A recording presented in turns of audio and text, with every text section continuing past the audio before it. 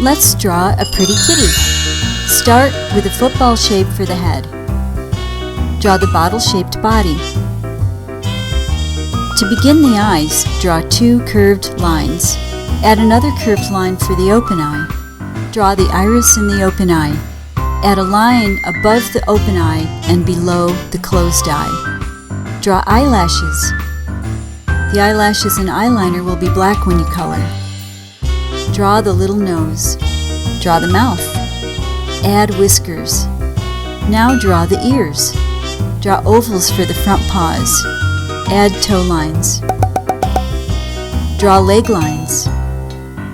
And draw the long, fluffy tail. Add a background for your pretty kitty.